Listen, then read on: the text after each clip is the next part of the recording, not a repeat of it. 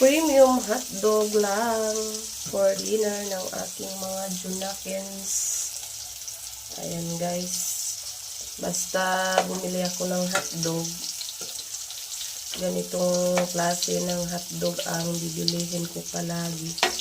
Kasi masarap to. Hindi siya maalat at hindi naman siya masyadong ano ba to? O, diba?